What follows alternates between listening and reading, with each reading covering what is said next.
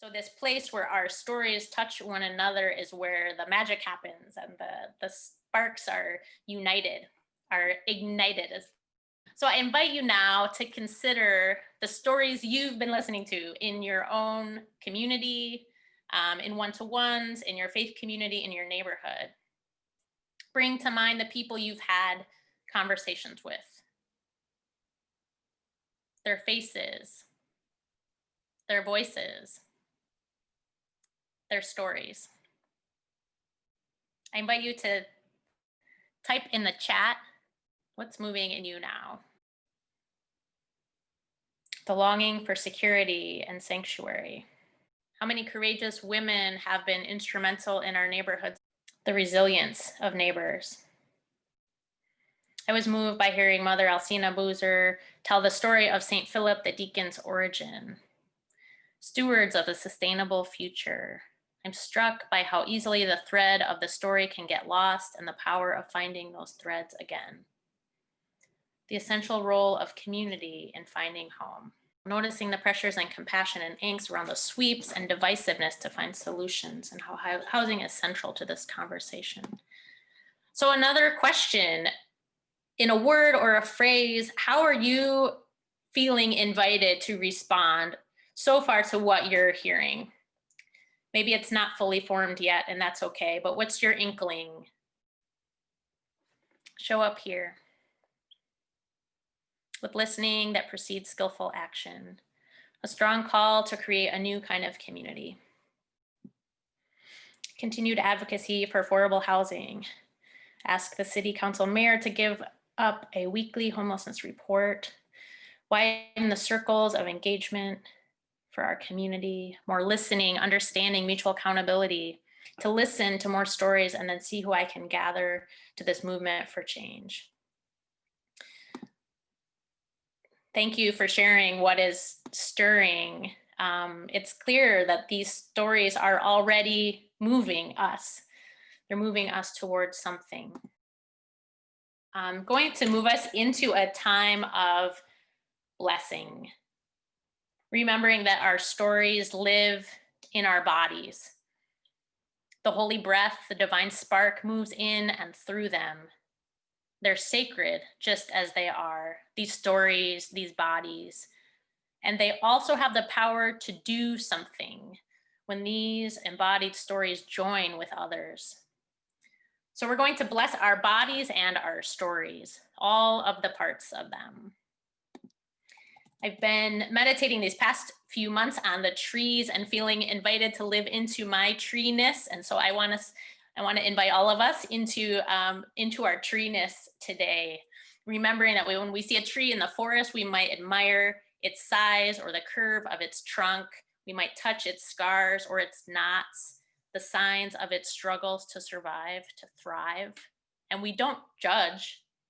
We marvel at its beauty, at its adaptability, its uniqueness.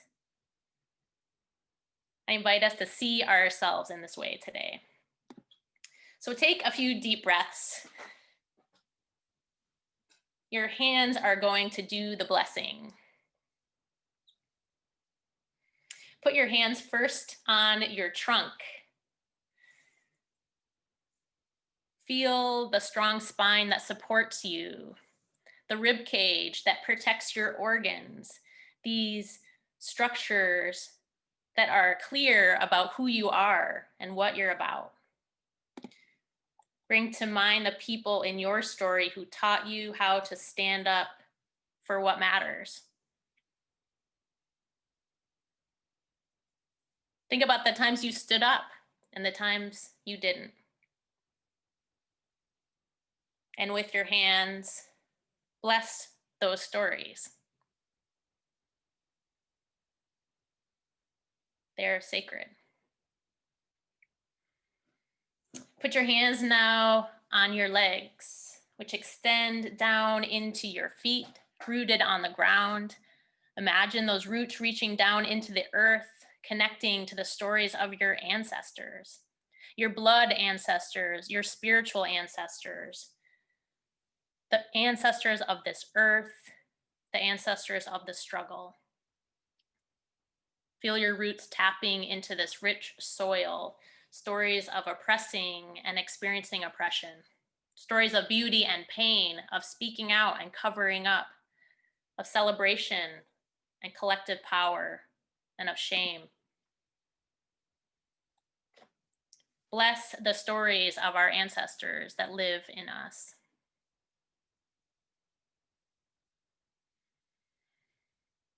Bless your arms, the branches that reach out to create shade for others, that through their work have made amazing things in this world, as well as ordinary small things, comforting a beloved, preparing a meal.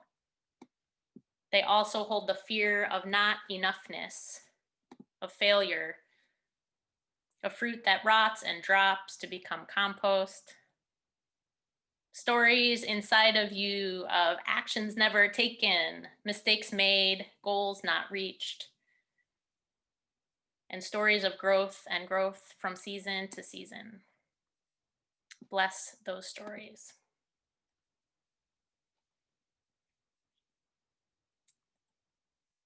Move your hands over your face, your neck, your shoulders. Bless the rough and beautiful bark that holds those outward signs of your struggles. The knots of hardness from your striving to survive and thrive. The scars of lightning struck or branches snapped. On the end of pressures out of your control that pushed down until you cracked. The charred spots left by people who burned you, and the beauty of your skin, holding all that you are. Bless those stories. And finally, on your heart, with your hands, bless the deep love and woundedness that is there, the wholeness of your story, the heart that can contain it all. And imagine you reaching out, extending to all of those trees on your other trees on your screen across the distance, touching one another under the earth, in the sky. And we bless these places of connection where our pain sees the pain of others, where courage in another makes our hearts swell, where intertwining roots and branches are building a strong forest and creating sanctuary, home for all. Our stories together can build housing that can enable all people to come home. Well, hi, everybody. My name is Josh Kingsley. I'm a priest in the Episcopal Diocese of Oregon. I live in a community in the Montevilla neighborhood. I'm a bicycle commuter. And I want to tell you my personal story with housing. Currently, today, my neighborhood has seen an explosion of houseless people living in tents. We also have an increase of violent crime. The vulnerable attract predators. It's difficult for homeless people, housed neighbors, and business owners to all communicate together. This has contributed to part of my neighborhood falling into disrepair, with burned out cars on the streets and human waste in lawns and bushes. Communities of people have arisen on the bike paths, choking out the egress, and many people that I know worry about their housing. It feels unstable, and not just because of COVID. Work is inconsistent. Even unemployment has stopped. Unemployment checks have stopped for many. People that I personally know, single women in their 60s, warehouse workers, dedicated childcare workers, people who have college degrees and significant work experience are living days or weeks at a time in their current housing, understanding that those tent cities that are popping up could likely be their next stop. I come to you as an unlikely witness. I was born when my mother was only herself a child. My education and housing insecurity began on day 4 when my mom was discharged from the hospital. Through my life, even after remarrying, my family continued to struggle to stay housed. In my own personal life and childhood, I've lived in Section 8 housing developments, single wide trailers, campers, RVs, and a house currently. And as a child, was one of 6 people in my family. I can speak firsthand to the humor found in precarity and the clever ways that people can come up with ways to try to blend in and make things work. I know personally the difficulty of being a public school student who's trying hard to stay in school, but moving every 9 months and never being able to catch up with the current curriculum, let alone make friends and even try to feel safe at a school. And I've seen the stress that is placed on adults as they try desperately to navigate a game of musical chairs in their housing situation while also raising 4 children. I don't think my family is unique. And I don't think that we necessarily ever did anything to deserve to have to constantly be on the move. Nobody in my family drinks. None of us do drugs. And even if we did, none of those would be solved by having us be houseless. In my adult life, I personally have managed to make it out of that cycle. I live undercover in a neighborhood of very nice housed people in Portland, Oregon. I've been lucky a number of times in my life, and I know that many people in my own personal family have not. And my siblings and my cousins still to this day continue to struggle to stay into housing. We on this call, all of us, are people of faith. We are each here because in some capacity, we are leaders in our communities. We are champions of love and reason and solidarity.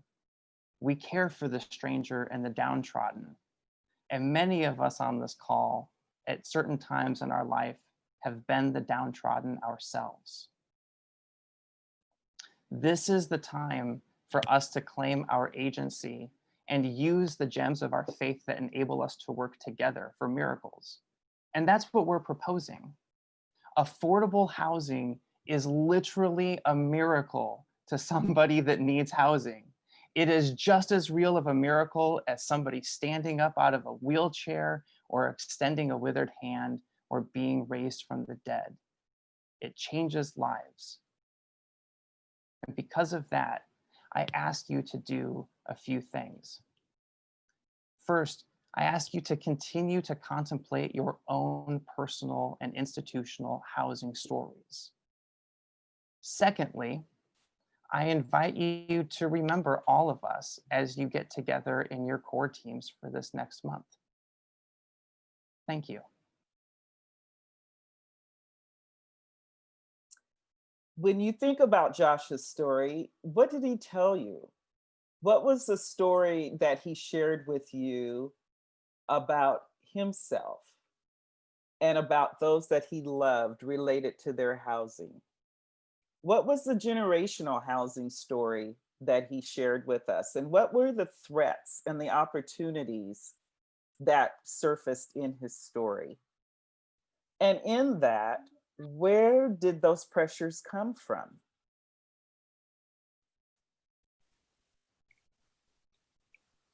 I heard it in his family. There's members of his family that continue to struggle, his cousins and siblings. His acknowledgement that he has this shelter, but his members of his family who went through the same childhood that he did don't, and that tension, that angst. I'm going to ask Lauren to step in now and to continue with this because she's going to take us a little deeper into this. Lauren, go ahead. Yeah, I wrote down his phrase affordable housing is literally a miracle to those who need housing, and his appeal to us as people of faith to connect the story of his housing pressure and the housing pressure in Portland to our call to respond to God. faithfully and that call to urgency. So that's the third part of that, this exercise of preparing and writing public story of now. So my name is Lauren. I'm a member of the St. John's Church in North Portland, as well as a member of the Multnomah County design team. And I have the privilege of inviting us into a time of some reflection and journaling and beginning to write our own public stories.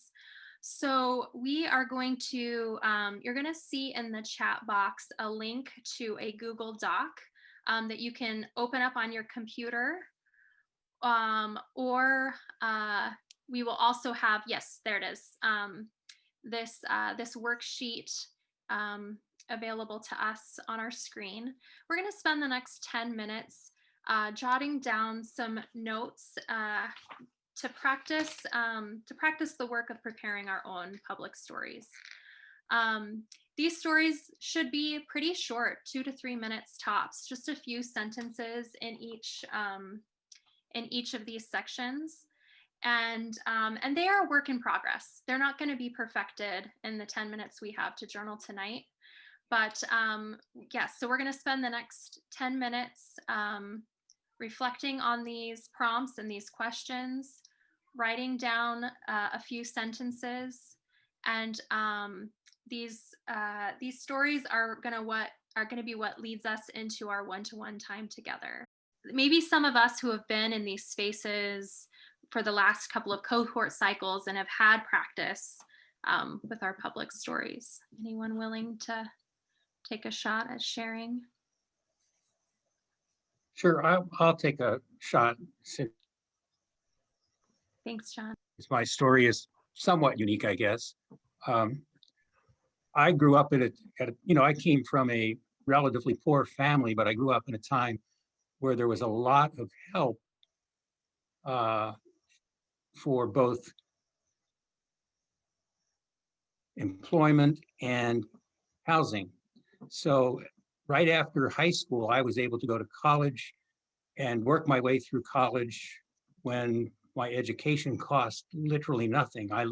I graduated from seminary with actually $1,000 in the bank. Shortly after I got my first call after I graduated from seminary, with a little bit of help from the church, I was able to buy our first house in Southern California. And because of all of that help, both in education and some financial assistance from the church with a down payment, basically that set me and my family on the road of housing security for virtually the rest of my life, with a short detour due to a divorce. But things are so radically different now, and that I just see